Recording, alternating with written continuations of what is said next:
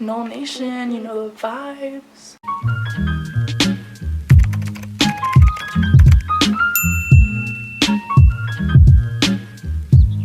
Hi guys, welcome back to my channel. My name's Kaylee and today I'm going to be doing another Florida State themed video and talking about some tips and tricks that I wish I knew before attending Florida State, kind of the do's and don'ts, the party scene, academics, basically just covering pretty much anything and everything you guys might need to know or want to know before you get there in the fall. Let's just get started. So I was at FSU fall 2019 and then part of the spring for 2020, but obviously kind of was ended early, cut short because of coronavirus. So the first thing I'm going to talk about is the party scene. So this was like a big shock for me when I got down there, since I'm from the north and a lot of the times up here mostly like house parties or frat parties like at the colleges and high schools up here.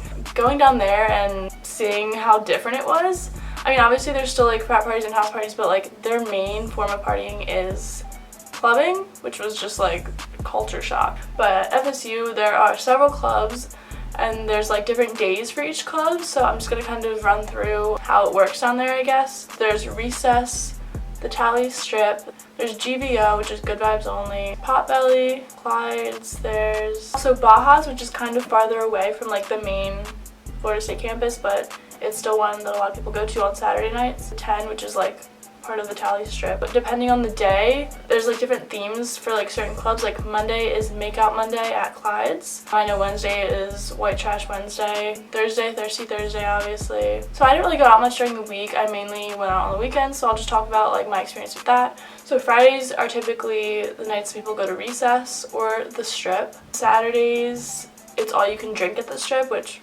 take advantage of that because you're getting so much for only 10 bucks. You can literally have as much as you want, not trying to condone anything, only if you're over 21, obviously. There's many options throughout the week and on the weekends. So if you follow all of their Instagrams, they usually post pictures from like the specific nights. They have a photographer who normally goes around and just take pictures of people. I was actually featured on, I think it was on the Strip's Instagram. I'll just insert the picture right here. This was like the last weekend being in Tallahassee. It was so sad. It was such a fun night though. So a lot of people also reserve tables at the different clubs. I know a lot of people will get a table at Potbelly's or Recess. Speaking of pots, that's where people normally go for happy hour on Thursdays and Fridays because they have like reduced price drinks during like certain hours. I think it's like 3 to 6 or something on Thursdays and Fridays for happy hour. Not that this applies to me, but the bouncers at like almost all the clubs check IDs, but they don't thoroughly check them, if you guys know what I mean.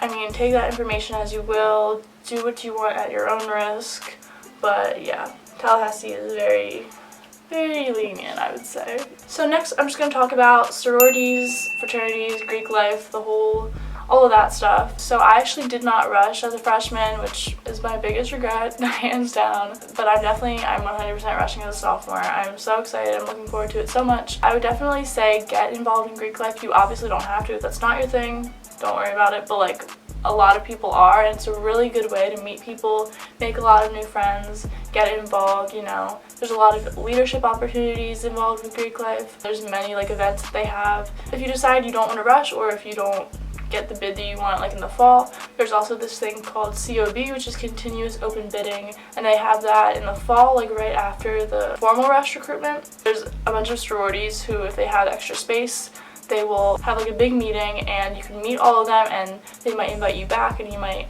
get a bid from one of them. There's also COB in the spring, which I attended. I was just way too busy for that, but I did attend the meeting just to see what it was all about.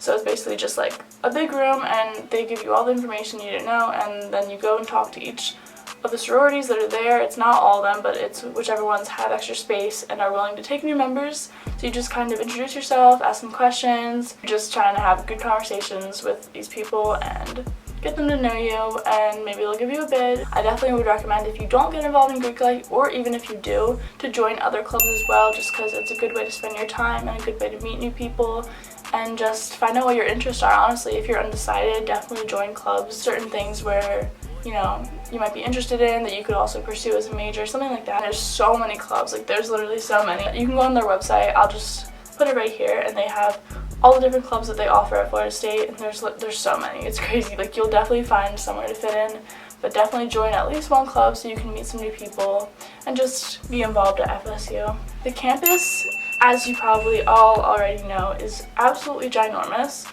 So make sure you know where you're going, and if you don't, make sure you have your map on your phone so you can put in whatever building you're trying to get to so you don't get lost.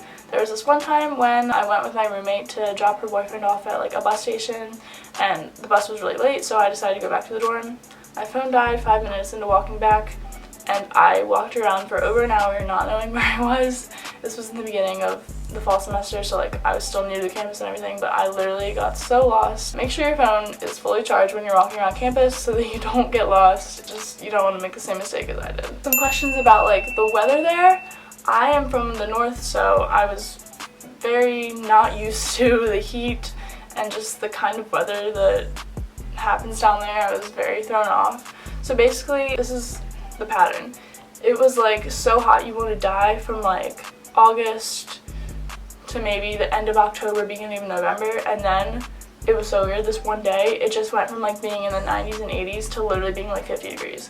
Like just, it was like a switch, and I was like, whoa, what's going on? I was sweating yesterday, now I need a jacket. It was cold from like November to the end of February, beginning of March, and then right around the time that my spring break started, which was like the beginning of March, it started getting really warm. Like it was 60s and 70s. The coldest it got, I think, into like the high 30s at night only. The coldest it was like between 40 to 50 degrees. If you're planning on getting a job in college, you need to apply over the summer. I'm telling you, you don't want to wait until you get down there in the fall and then decide to apply for a job, because the jobs are so limited down there since everyone's a broke college student trying to get a job. My roommate applied to over 20 jobs, I think in like October 2019, and she didn't hear back from a single one.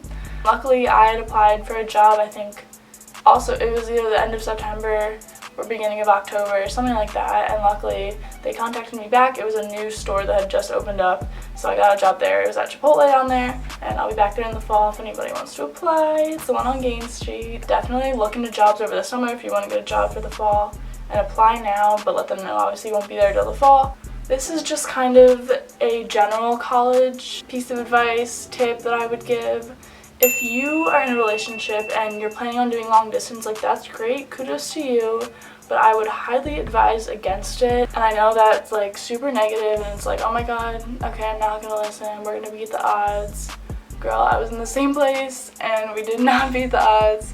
Long distance is great and all, and it's like you love that person so much and you want to make it work, but at the end of the day, it's a lot of time, energy, effort, money, and I just feel like you can't truly get the full college experience doing long distance when you're constantly leaving and coming and all this and that. That's probably one of my biggest regrets, but you know, I learned from it, I grew from it. I'll never do it again. Weigh your options if you're thinking about doing long distance. If you really think you can make it work, then go for it. My roommate was able to do it with her boyfriend. They're still together, everything was fine. But if you're in a new relationship and you're thinking about doing it, I would advise against it. Do what you think is best. One more thing about that, when I was doing it, it really just took away from my ability to be present at FSU. I felt like I was still tied to being home. I was coming home like every 2 weeks, and it was just like I didn't really feel like I was in college. I didn't really feel like I was present at FSU, if you guys know what I mean. Another thing about FSU, attend all of the football games and basketball games. This is one of my biggest regrets. Our football team sucked last year, but hopefully we'll do better this year. And the more people that are there, maybe the better they'll do, you know, more crowd to support. Our basketball team absolutely killed it this year. I didn't go to a single game though. I will be going to every single game next year. For the workload of like classes and assignments at FSU, personally for me, as long as you put in the effort, you will get the grades that you deserve. I did not do very good my first semester, but then second semester, you know, single, living life, present at FSU, having a good time, good mental state, and I was able to get like almost all A's, essentially.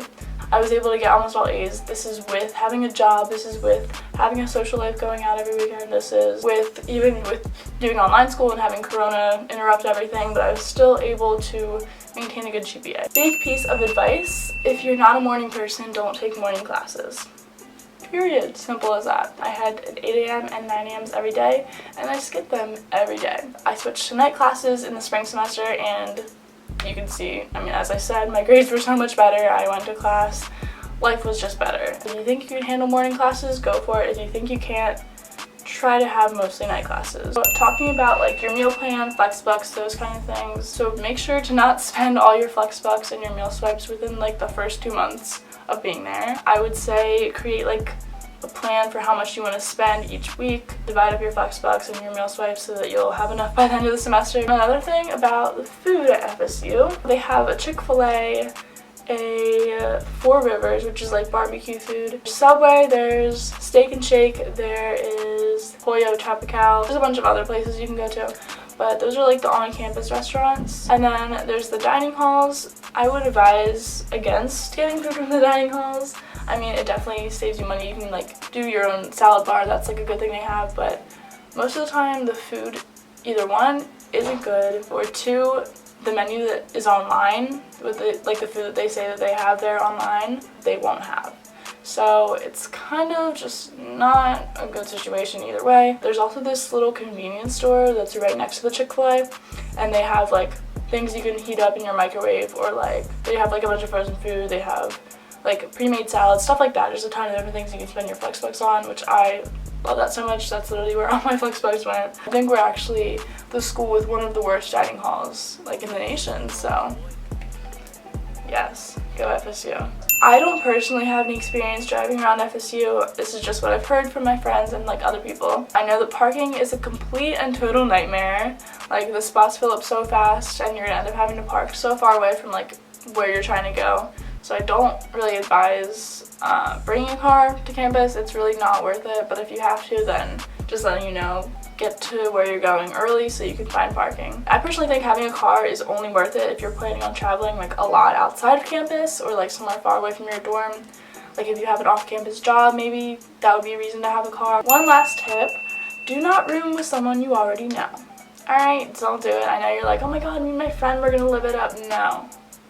And no. You need to go out, branch out, meet new people, especially if you're traveling from like out of state and you're going to Florida State. Definitely don't room with someone you already know. Like I roomed with one of my best friends from home. I love her so much, and this is nothing like personal against her, but it's just like it really hindered my ability to branch out and meet new people, because it was like, oh, I already have a friend, I don't need any more friends. And then I was like, oh, well, now I only have one friend.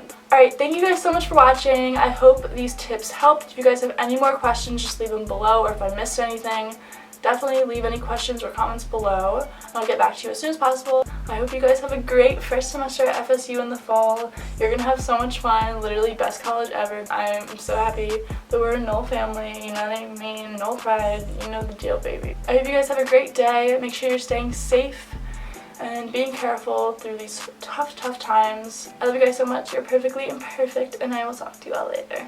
Bye!